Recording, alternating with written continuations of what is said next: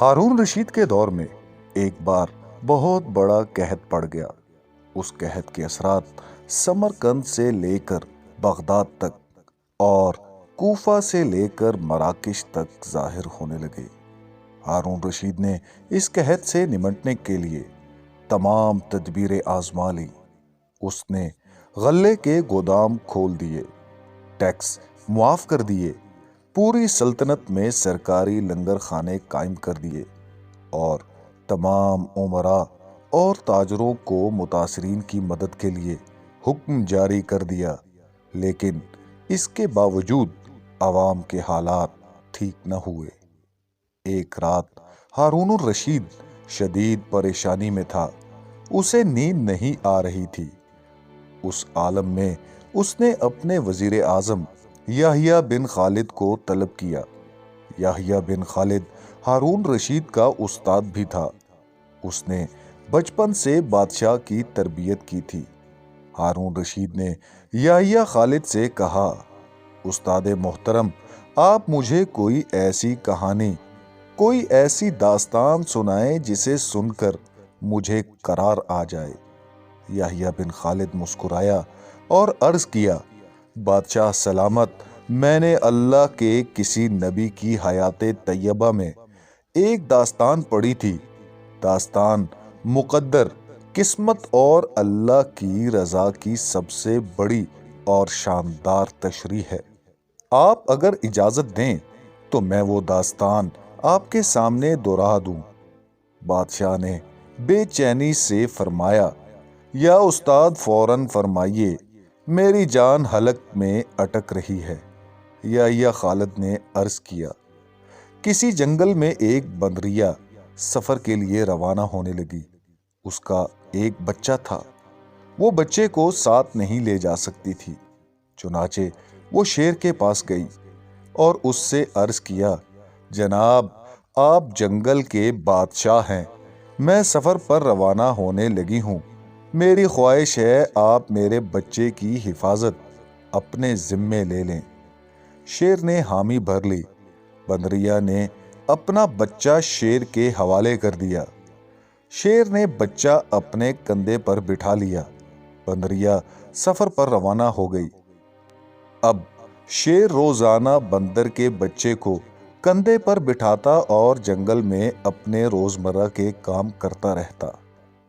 ایک دن وہ جنگل میں گھوم رہا تھا کہ اچانک آسمان سے ایک چیل نے غوطہ لگایا، شیر کے قریب پہنچی، بندریا کا بچہ اٹھایا اور آسمان میں گم ہو گئی۔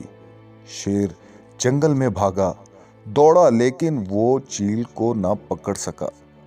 یحییٰ خالد رکا، اس نے سانس لیا اور خلیفہ ہارون رشید سے عرض کیا، بادشاہ سلامت، چند دن بعد بندریا واپس آئی اور شیر سے اپنے بچے کا مطالبہ کر دیا۔ شیر نے شرمندگی سے جواب دیا، تمہارا بچہ تو چیل لے گئی۔ بندریا کو غصہ آ گیا اور اس نے چلا کر کہا، تم کیسے بادشاہ ہو؟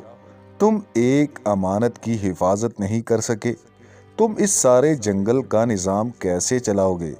شیر نے افسوس سے سر ہلا دیا اور بولا، میں زمین کا بادشاہ ہوں، اگر زمین سے کوئی آفت تمہارے بچے کی طرف بڑھتی تو میں اسے روک لیتا، لیکن یہ آفت آسمان سے اتری تھی اور آسمان کی آفتیں صرف اور صرف آسمان والا روک سکتا ہے۔ یہ کہانی سنانے کے بعد یحییٰ بن خالد نے ہارون رشید سے عرض کیا، بادشاہ سلامت، قحط کی یہ آفت بھی اگر زمین سے نکلی ہوتی تو آپ اسے روک لیتے۔ یہ آسمان کا عذاب ہے، اسے صرف اللہ تعالی روک سکتا ہے۔ چنانچہ آپ اسے رکوانے کے لیے بادشاہ نہ بنے، فقیر بنے، یہ آفت رک جائے گی۔ دنیا میں آفتیں دو قسم کی ہوتی ہیں، آسمانی مصیبتیں اور زمینی آفتیں۔ آسمانی آفت سے بچنے کے لیے اللہ تعالیٰ کا راضی ہونا ضروری ہوتا ہے، جبکہ زمینی آفت سے بچاؤ کے لیے انسانوں کا متحد ہونا وسائل کا بھرپور استعمال اور حکمرانوں کا اخلاص درکار ہوتا ہے۔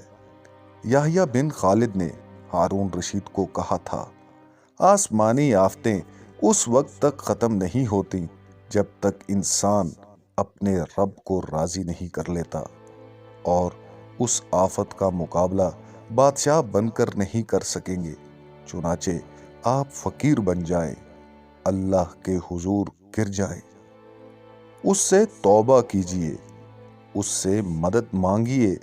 دنیا کے تمام مسائل اور ان کے حل کے درمیان صرف اتنا فاصلہ ہوتا ہے جتنا ماتھے اور جائے نماز میں ہوتا ہے، لیکن افسوس ہم اپنے مسائل کے حل کے لیے 7 سمندر پار تو جا سکتے ہیں، لیکن ماتھے اور جائے نماز کے درمیان موجود چند انچ کا فاصلہ طے نہیں کر سکتے۔